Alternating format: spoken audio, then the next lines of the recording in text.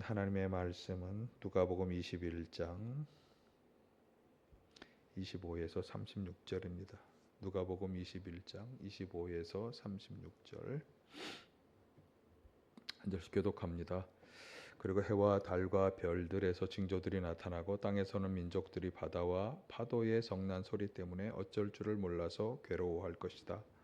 사람들은 세상에 닥쳐올 일들을 예상하고 무서워서 기절할 것이다. 하늘의 새벽들이 흔들릴 것이기 때문이다. 그때의 사람들은 인자가 큰 권능과 영광을 띠고 구름을 타고 오는 것을 볼 것이다. 이런 일들이 일어나기 시작하거든 일어서서 너희의 머리를 들어라. 너희의 구원이 가까워지고 있기 때문이다. 예수께서 그들에게 비유를 하나 말씀하셨다. 무화과 나무와 모든 나무를 보아라. 잎이 돋으면 너희는 스스로 보고서 여름이 벌써 가까이 온 줄을 안다. 이와 같이 너희도 이런 일들이 일어나는 것을 보거든 하나님의 나라가 가까이 온 줄로 알아라. 내가 진정으로 너희에게 말한다. 이 세대가 끝나기 전에 이 모든 일이 다 일어날 것이다. 하늘과 땅은 없어질지라도 내 말은 절대로 없어지지 않을 것이다. 너희는 스스로 조심해서 방탕과 술잔과 세상살이의 걱정으로 너희의 마음이 짓눌리지 않게 하고 또한 그날이 덕과 같이 너희에게 닥치지 않게 하여라. 그날은 온 땅에 사는 모든 사람에게 닥칠 것이다. 그러니 너희는 앞으로 일어날 이 모든 일을 능히 피하고 또 인자 앞에 설 수 있도록 기도하면서 늘 깨어 있어라. 아멘. 할렐루야. 오늘도 주님의 은혜와 평강이 함께 하시기를 간절히 축원합니다.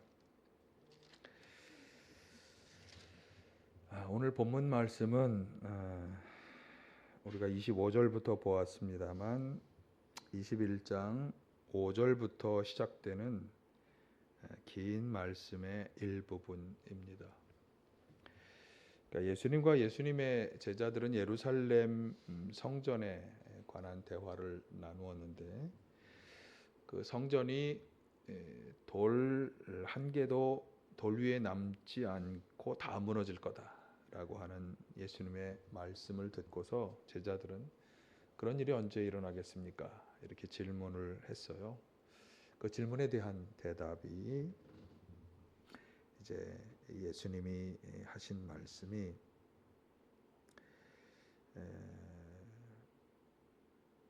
8절 이하부터 오늘 본문을 포함한 이 다 구절이 되겠어요. 그러니까 예수님께서 하신 말씀들은 뭐 몇 가지 주요 내용들을 얘기할 수 있겠습니다. 한마디로 예수님 자신의 재림이 있게 될 거다. 언제 그날이 이루어 오는 겁니까? 그러니까 성전이 다 무너지는 그날이 도대체 언제입니까? 라고 말할 때 그냥 딱 한마디로 말한다면 내가 예수님 자신이 다시 오는 그때 다라고 하면서 예수님 자신의 재림에 대해서 주로 말씀하셨어요. 이 말씀은 지난주에 우리가 예수님의 계시록 1장 말씀을 통해서 예수님의 사역들을 정리할 때 이제 예수님이 하신 마지막 사역으로 살펴본 내용이죠. 그러니까 죽음을 이기고 부활하신 예수님께서는 세상 마지막 종말의 때에 다시 오신다. 그렇게 말씀하셨습니다. 자, 오늘 우리가 읽었던 본문 25에서 28절이 이 예수님 재림의 순간을 다시 묘사한 것인데 한번 보실까요? 그리고 해와 달과 별들에서 징조들이 나타나고 땅에서는 민족들이 바다와 파도의 성난 소리 때문에 어쩔 줄을 몰라서 괴로워할 것이다. 사람들은 세상에 닥쳐올 일들을 예상하고 무서워서 기절할 것이다. 하늘의 세력들이 흔들릴 것이기 때문이다. 그때 사람들은 인자가 큰 권능과 영광을 띠고 구름을 타고 것을 볼 것이다. 이런 일들이 시작하기는 일어서서 너희의 머리를 들어라. 너희의 구원이 가까워지고 있기 때문이다. 그러니까 해, 달, 별, 바다, 파도 이런 놀라운 자연현상의 징조와 더불어서 인자께서 큰 권능과 영광의 모습으로 구름을 타고 오신다. 그러니까 이런 일들을 보거든 이제 마지막 종말의 때라고 하는 것을 알고 인자를 환영하라. 성도들의 구원이 가까이 왔다. 이렇게 말씀하고 있습니다. 오늘 12월 첫째 주는 교회력으로 이제 새로운 연도가 시작되는 주일이고, 그리고 예수님께서 이 세상에 오시는 것을 기다리는 대강절의 시작입니다. 그러니까 교회 연도는 대강절부터 시작이 되는 거예요. 대강절부터 시작이 됩니다. 그리고 그 대강절은 항상 12월 첫째 주로 이렇게 되어 있습니다. 그런데 이 대강절이 언제까지냐면 성탄절기 바로 앞까지 12월 25일 크리스마스를 앞두고까지가 대강절기인데, 예수님께서 오신다. 그러니까 예수님께서 오셨다는 게 무슨 의미냐? 이거는 이제 예수님의 탄생과 관련해서 우리의 구원 뭐 이렇게 말씀할 수 있겠는데, 그런데 그 예수님께서 오시는 뭐 배경, 그리고 오시는 것이 우리 인간들에게 어떤 의미가 있느냐, 뭐 이런 것을 조명해 보는 것이 이 대강절 기간에 하는 일이 되겠어요. 자, 그러면 목사님, 예수님께서 오시는 것을 기다리는 이 대강절기에 왜 그러면 처음에 오실 때의 이야기가 아니라 왜 재림, 다시 오시는 예수님에 대한 이야기를 또 하시고 있습니까? 지난주에 한 해의 마지막 마무리를 하면서도 얘기하셨는데, 다시 또 시작하면서 왜 또 재림 얘기를 하십니까? 그렇게 이제 궁금한 질문을 가지실 수 있겠어요. 그런데 뭐 그건 별 다른 이유가 아니라 우리에게는 초림보다 재림이 더 중요하기 때문이에요. 그렇잖아요. 초림은 처음, 그러니까 예수님께서 처음 오신 것은 사실 2000년 전에 이미 이루어졌고, 오늘 우리는 초림이 아니라 재림을 바라보는 때를 살아가고 있기 때문에, 그러니까 예수님께서 처음 이 세상에 오셨다고 하는 게 너무나 중요하죠. 그분이 오셔서 우리의 죄를 대신 대속하시고 십자가에 달려 죽으셨다라고 하는 그분의 일생, 그분이 남기신 여러 가지 말씀들, 사역들 너무나 중요한데, 그런데 현재를 살아가는 우리 그리스도인들에게는 그 예수님이 오셨다가 이제 그 죽음을 이기고 하나님 곁으로 다시 부활하셔서 올라가셨는데, 그분이 부활하신 후에 다시 오신다고 하는 이 재림의 때가 정말 우리에게는 중요하다. 왜? 우리가 곧 맞이해야 할 때이고, 그리고 그때는 성경이 계속 경고하는 것처럼 마지막 때가 될 것이기 때문에. 자, 그러면 마지막 때에 어떤 일들이 일어나냐? 오늘 본문은 분명히 인자가 다시 오신다 이렇게 표현하고 있어요. 예수님께서 하신 말씀이 인자라고 하는 말을 직역하면 사람의 아들이라는 뜻인데, 구약 성경에서 이 인자는 세상을 구원할 분이라고 하는 히브리어 메시아를 가리키는 말로 사용되었어요. 그리고 그것을 그대로 이어받아서 신약 성경에 나오는 성경에서도 인자는 주로 메시아라는 의미로 사용되고 있어요. 그래서 신약 성경에 나오는 인자는 다 메시아. 이거를 뭐 우리나라 말로 직역하면 구원주쯤 되는 말씀이에요. 그런데 누가 그럼 구원주냐? 누가 메시아냐? 바로 예수님이라는 거죠. 그래서 특별히 예수님을 가리키는 말을 할 때 인자. 그래서 오늘 본문에서는 예수님께서 메시아가 오실 것이다라고 하는 이 의미로 이 단어를 사용하시지만, 사실 그 안에 들어가 있는 의미는 뭐예요? 예수님 자신의 재림을 암시하는 그런 말씀이 되겠습니다. 대강절 첫 번째 주에 다시 오시는 예수님의 재림의 때를 우리가 어떻게 분별을 하고 맞이해야 하는가, 이것을 함께 생각해 보도록 하겠습니다. 자, 오늘 본문에서 예수님이 먼저 하신 말씀은 징조를 알아야 한다. 어떤 징조? 그러니까 예수님의 재림이 올 거라고 하는 것을 보여주는 징조가 있다는 거죠. 오늘 본문이 아니라 바로 그 앞에서 말씀을 앞에 그 징조들에 대한 이야기를 하셨는데, 자, 먼저 29, 31절을 보실까요? 예수께서 그들에게 비유를 하나 말씀하셨다. 무화과 나무와 모든 나무를 보아라. 잎이 돋으면 너희는 스스로 보고서 여름이 벌써 가까이 온 줄 안다. 이와 같이 너희도 이런 일들이 일어나는 것을 보거든 하나님의 나라가 가까이 온 줄 알아라. 그래서 이런 일들이 일어나는 것을 보거든이라고 하는 이런 일들이 무엇이냐라고 하면 이제 바로 그 앞에 나온 예수님의 재림의 순간을 가리키는 말이라기보다는 바로 그 앞에서 말씀드린 것처럼 7절에서 24절까지에서 묘사된 이야기들을 보거든 하나님 나라가 가까이 온 줄을 알아야 한다. 하나님 나라가 가까이 왔다는 게 뭐냐 하면 바로 이 종말의 때 마지막 심판의 때가 가까이 다가왔다. 그것을 알아야 한다라고 하는 거죠. 자, 그러면 어떤 일들, 어떤 징조들이 일어난다고 하는 것일까? 7절에서 24절까지에서 대략 네 가지의 징조들이 나타날 것을 말씀하고 있어요. 자, 먼저 8절에서 이렇게 말씀하죠. 같이 봅니다. 너희는 속지 않도록 조심하여라. 많은 사람이 내 이름으로 와서 말하기를 내가 그리스도다 하거나 때가 가까이 왔다 할 것이다. 그러나 그들을 따라가지 말아라. 속아서는 안 되고 따라가서는 안 되는데 그게 어떤 사람이냐? 내가 그리스도다. 때가 가까이 왔다라고 말하는 거짓 그리스도, 거짓 예언자들이 나타난다. 참 재밌죠? 때가 가까이 왔다라고 말하는 거짓 예언자들이 나타나서 막 얘기하는 때가 진짜 그 때가 가까이 온 징조라는 거예요.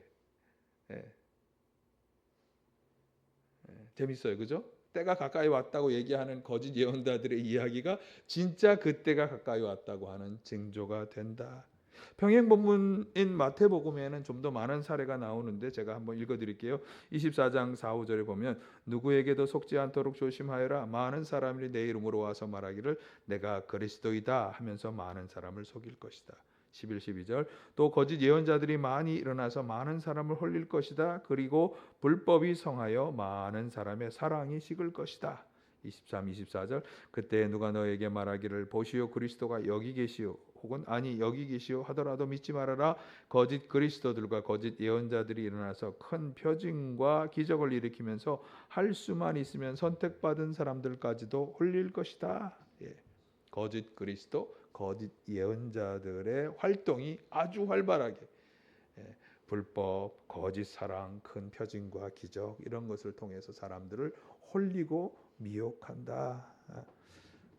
바로 오늘날 등장하는 수많은 이단들을 가리키는 말씀이겠죠. 이게 할 수만 있으면 선택받은 사람들까지 홀린다라고 하는 것은 이들 이단들의 목표가 그리스도인에게 더욱 활발하게 활동될 것을 말씀한다고 볼 수 있겠어요. 그러니까 그리스도가 여기 있다 저기 있다 이런 표정 기적들을 보여주면서 사람들을 끌고 가려고 미혹하는 것이죠.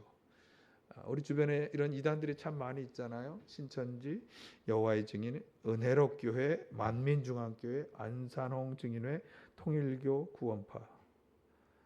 만민중앙에는 이름을 그 딸들이 바꿨는데 이런 너무나 많은 거짓으로 속이는 이단들이 등장하고 활동하고 있는지 벌써 많이 됐죠. 여러분 속아 넘어가지 말아야 할 줄로 믿습니다. 자, 두 번째 징조는 누가복음 21장 9, 11절에 나오는데 같이 보실까요?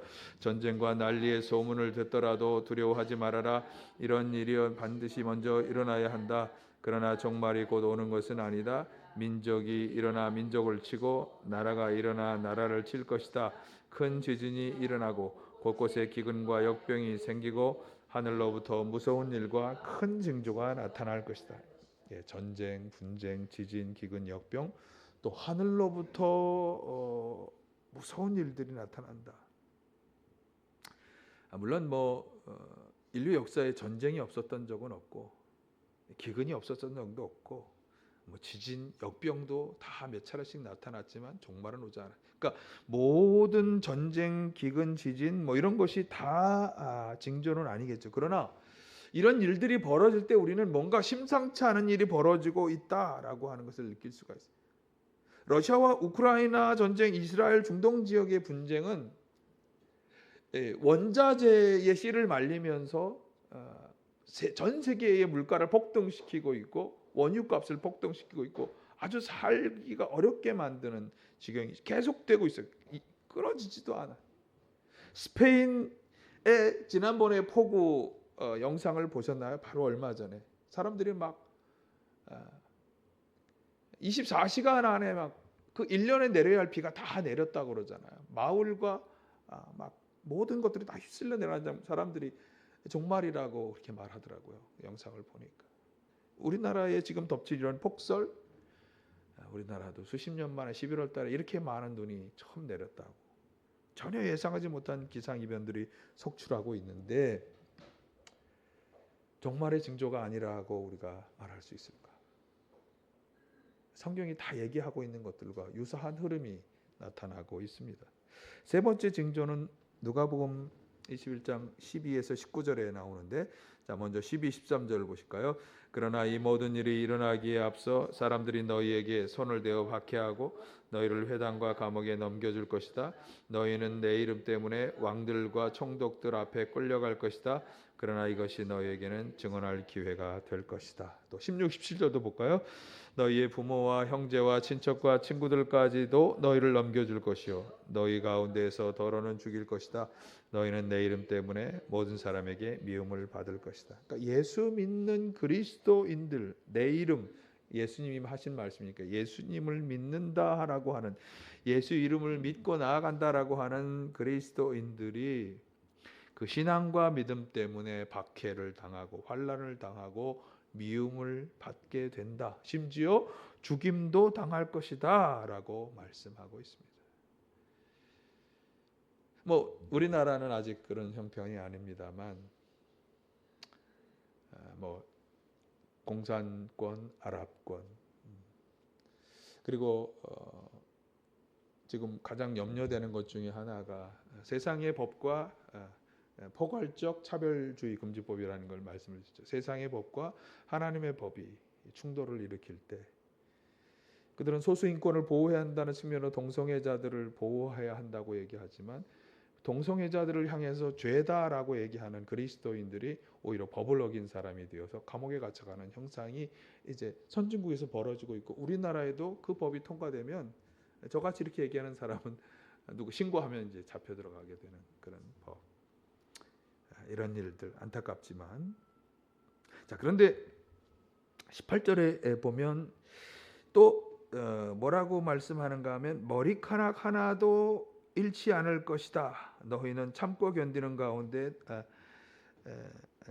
상하지 아니하리라. 너희의 인내로 너희의 영혼을 얻으리라. 18, 19절에 이렇게 말씀하죠. 아니 앞에서는 죽임을 당할 수도 있고 박해를 당하는데 여기서는 머리카락 하나도 상하지 않을 거다. 이건 지금 19절의 말씀처럼 구원, 바로 하나님 나라의 영원한 생명을 이제 가리키는 말. 결국에는 끝까지 잘 지키며 나아가면 영원한 생명의 삶을 얻게 될 거다 하는 말로 보시면 되겠어요. 자, 이것을 잊지 마시고 끝까지 잘 참고 앞에서 13절에서 얘기한 것은 오히려 증언하는 기회로 삼으실 수 있기를 간절히 축원합니다. 자, 네 번째 징조는 20절에서 말씀하는데 보실까요? 예루살렘이 군대에게 포위당하는 것을 보거든 그 도성의 파멸이 가까이 온 줄 알아.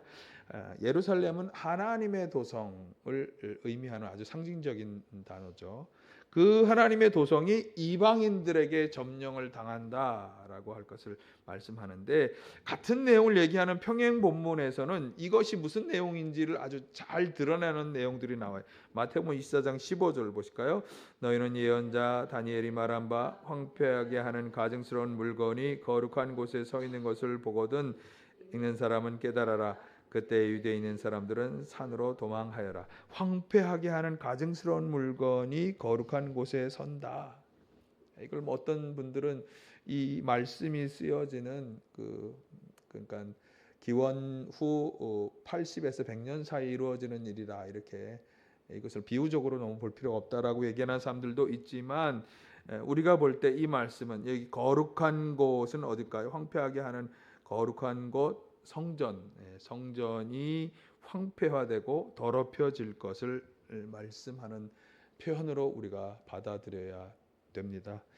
이건 오늘날 서구에서 서구 교회들에서 많이 일어나는 일이에요. 수백 년 전통을 이어온 교회들이 유지 비용을 감당할 수 없어서 술집, 댄스홀, 파티 장소 등으로 빌려주거나 파는 일들이 비일비재하게 일어나고 있습니다.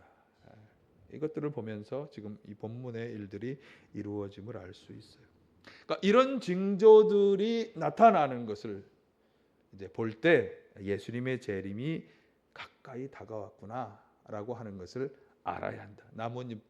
나무에 그 새싹들이 이렇게 돋아나는 것을 보면서 이제 곧 풍성하게 잎이 나고 여름이 다가온다고 하는 것을 느끼는 것처럼 이런 징조들이 예수님 재림의 순간이 다가왔다고 하는 것을 보여준다라고 하는 거죠.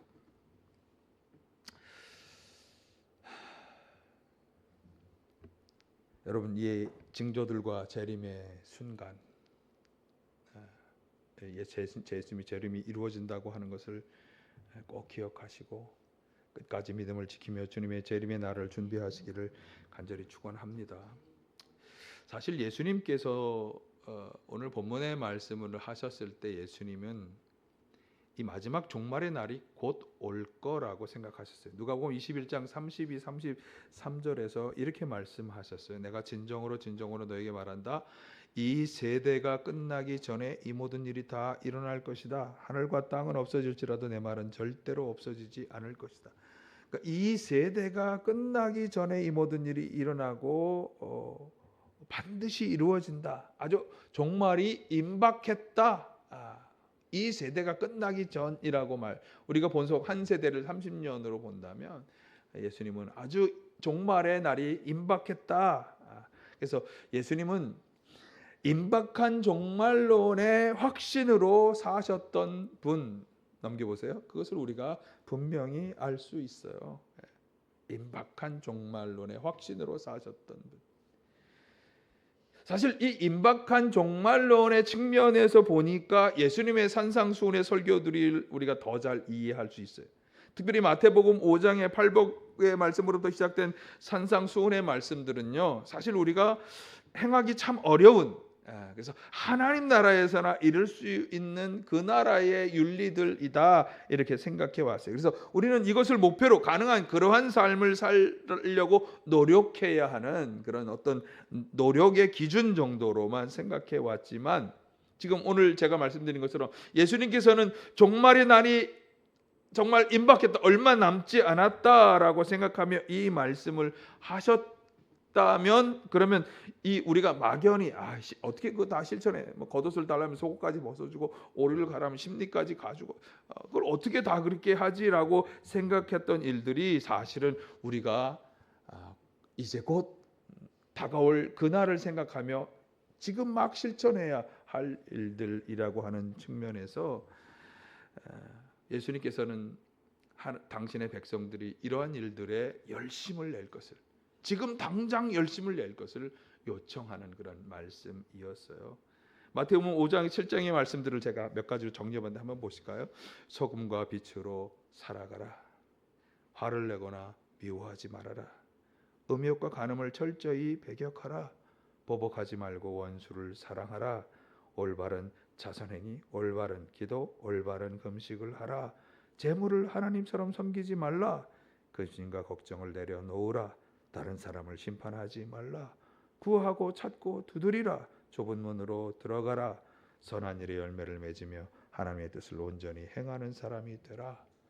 이런 말씀을 임박한 종말론의 관점에서 말씀하신 것입니다. 바울 사도 역시 마찬가지입니다. 고린도후서 5장 1에서 10절에 보면요, 그는 땅의 장막과 하늘 아버지의 집을 비교하면서 땅의 장막집이 무너져도, 즉 자신이 죽어도 하나님께 준비해 주신 하늘의 영원한 집이 있다라고 하는 것을 확신하며 그것을 갈망하는 마음을 가지고 있어요. 그러니까 하늘 아버지 집에 대한 확신과 갈망으로 인해서 그는 나는 보는 것이 아니라 믿음으로 살아간다라고 그렇게 말씀하죠. 믿음으로 살면서 삶의 모든 걱정스러운 일들을 떨쳐버리고 주님이 주시는 평안 가운데 살아가고자 하고 있어요. 그는 육신의 몸을 떠나서 주님과 함께 살아가기를 소망하는 마음을 잘 표현하고 있어요. 고린도후서 5장 9절 10절을 한번 같이 보실까요? 그러므로 우리가 몸 안에 머물러 있든지 몸을 떠나서 있든지 우리가 바라는 것은 주님을 기쁘게 해드리는 사람이 되는 것입니다. 우리는 모두 그리스도의 심판대 앞에 나타나야 합니다. 그리하여 각 사람은 선한 일이든지 악한 일이든지 몸으로 행한 모든 일에 따라 마땅한 보응을 받아야 합니다. 그리스도의 마지막 심판대를 생각하면서 어떻게든지 자신은 주님을 기쁘게 해드리는 삶을 살기를 원하고 있는 것을 잘 보여주고 있습니다. 마지막 임박한 종말론의 마음을 가지고 살았던 거죠. 여러분, 종말의 날이 가까웠다는 징조가 나타나고 있을까요? 안 나타나고 있을까요? 이 징조들이 나타나는 이때 우리에게 요청되는 것도 바로 이런 임박한 종말론의 신앙이 아닐까 하는 생각을 해봅니다. 예수님께서 말씀하신 이 일들, 다시 오시는 재림의 때 하나님의 마지막 심판이 내려지는 때는 반드시 그리고 곧 다가올 것입니다. 누가복음 21장 34, 35절에 보면 그 날은 덫과 같이 모든 사람에게 임한다고 말씀합니다. 또 마가복음 13장 32, 33절에 보면 오직 그날은 아버지만 아시고 아들을 비롯한 아무도 그날이 언제가 될지를 모른다라고 말씀합니다. 그래서 그날을 대비하라고 하시면서 마지막 교훈으로 하는 말씀이 오늘 본문 34절 36절입니다. 보실까요? 너희는 스스로 조심해서 방탕과 술 취함과 세상살이의 걱정으로 너희의 마음이 짓눌리지 않게 하고 또한 그날이 덫과 같이 너희에게 닥치지 않게 하여라. 그날은 온 땅에 사는 모든 사람에게 닥칠 것이다. 그러니 너희는 앞으로 일어날 이 모든 일을 능히 피하고 또 인자 앞에 설 수 있도록 기도하면서 늘 깨어 있으라. 방탕과 술 취함과 세상살이의 걱정으로 마음이 짓눌리지 않게 하라. 기도하면서 늘 깨어 있으라. 자, 뒤에부터 해설해 드리면 기도는 하나님에 대한 절대적인 믿음과 또 소망과 간절함을 표현하는 우리의 신앙 행위예요. 그러니까 기도로 깨어 있으라고 하는 말씀은 믿음과 소망과 간절함을 가지고 하나님과 늘 연결되어 있으라라고 하는 말씀이에요. 그리고 방탕과 술 취함과 세상살이에 대한 걱정으로 마음이 짓눌리지 않으려면 성령의 도우심을 받아야 돼요. 성령이 우리 안에 주님의 평안을 주시면서 하나님에 대한 분명한 확신을 가지고 그것을 떨쳐내고 이겨내게 할 줄로 믿습니다. 이것이 깨어있는 성도가 해야 하는 일입니다. 무감각하게 살아가는 것만큼 무서운 일이 없어요.